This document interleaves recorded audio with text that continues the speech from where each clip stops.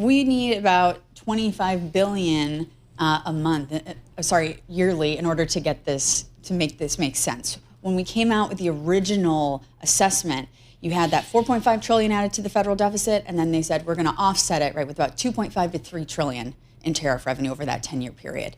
So when you're thinking about 225 billion or 250 a year, this is notable. So they have to make up that difference. Are they? At this point, no, because you have such a back and forth. And we're still waiting on the IEEPA tariffs ruling from the Supreme Court. That's right. Once we get that, then we think it's a patchwork effect, where maybe they get close. Maybe it's closer to 2 trillion rather than 3. Can you do the interview with us? Yes, exactly. We did see the House pushback last night on some of President Trump's tariffs here as it relates to Canada. Was that kind of symbolic? What's going on there? Absolutely, it's symbolic because you can't get it through the Senate. And even if you did get it through the Senate, the president would veto it. You don't have a majority threshold to override a veto at this point. So when you're thinking about this, it's really indicative of the fact that those Republicans say, my districts, my state is feeling this, and I'm willing to take that risk, even if the president primaries. I got briefed by Eric Wasson. He got up before 9 a.m. this morning. Wow. Our great Congress reporter really helped. You go out I-80, you go across Illinois, you hit the big river in Davenport, Iowa.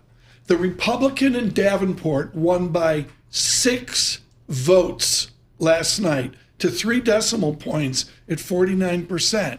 What does she want from Peter Navarro? What does she want from Donald Trump?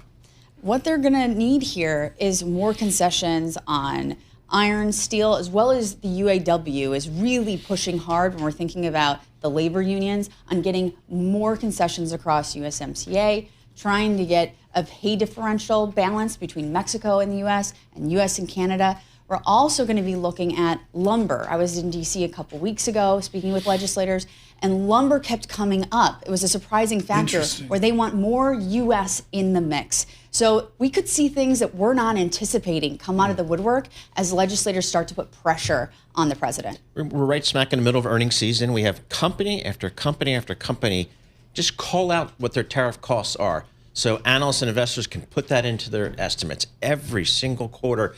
That can't be good politically. So maybe it is. I don't know, but it just seems like that would be a tough political sell.